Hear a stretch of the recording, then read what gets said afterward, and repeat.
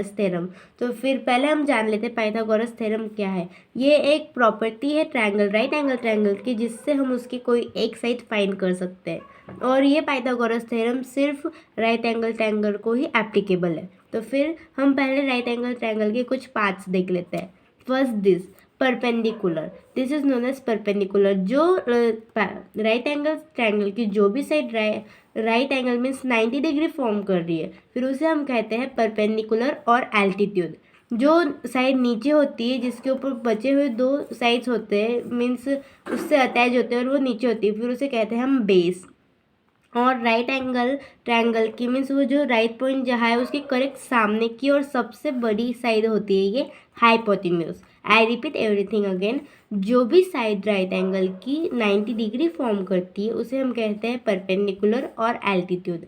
उसके नीचे वाली साइड हम कहते हैं बेस, और जो राइट एंगल की करेक्ट सामने वाली साइड होती है और वो सबसे बड़ी साइड होती है उसे कहते हैं हम हाइपोटेन्यूज। So let's start.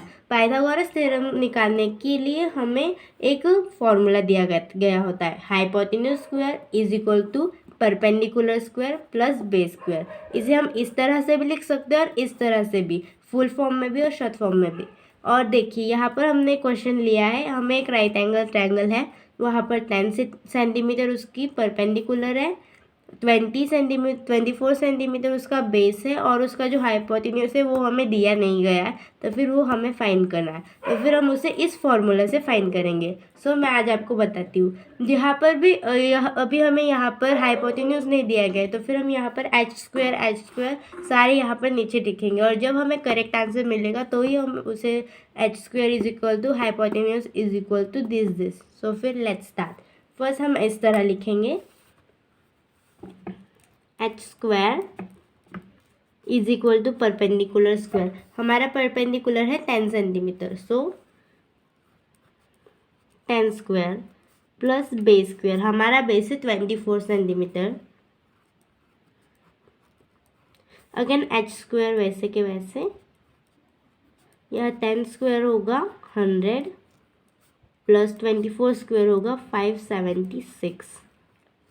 आगे एच स्क्वायर वैसे के वैसे इज इक्वल टू, इन दोनों के सम करेंगे तो फिर आएगा वो 676।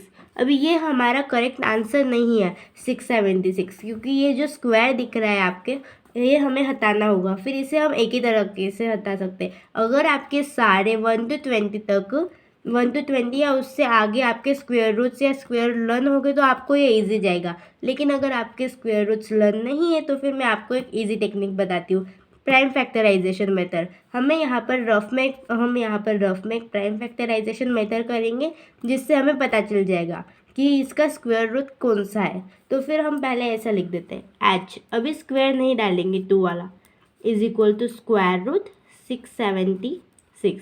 तो फिर पहले हम रफ में square root means prime factorisation method कर लेते हैं। हेलो फ्रेंड्स, तो फिर मैंने अभी यहाँ पर ये सॉल्व कर दिया है, रफ में प्राइम फैक्टराइजेशन मेथड कर दिए। अगर आपको प्राइम फैक्टराइजेशन मेथड नहीं आती तो प्लीज़ कमेंट सेक्शन में बताना, मैं इसके रिलेटेड अलग वीडियो बनाऊंगी पक्का।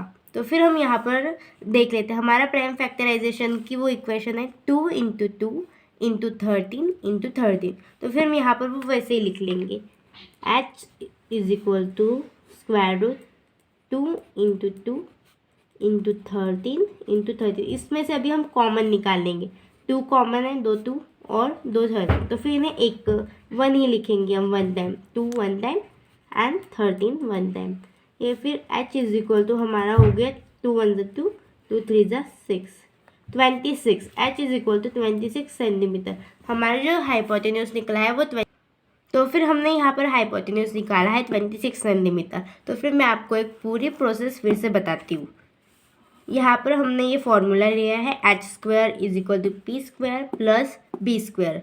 तो फिर हम इसे लेंगे, एच स्क्वायर हम सारी जगह वैसे के वैसे, आगे 10 square, P square is equal to 10 square इसलिए लिया है क्योंकि हमें यहाँ पर इस फिगर में परपेंडिकुलर एज अ 10 सेंटीमीटर दिया गया था, plus B square means base. तो फिर हमें इस फिगर में बेस एज अ 24 सेंटीमीटर दिया गया है, तो फिर 24 स्क्वायर, सॉरी मैं यहाँ स्क्वायर लिखना भूल गई, यस।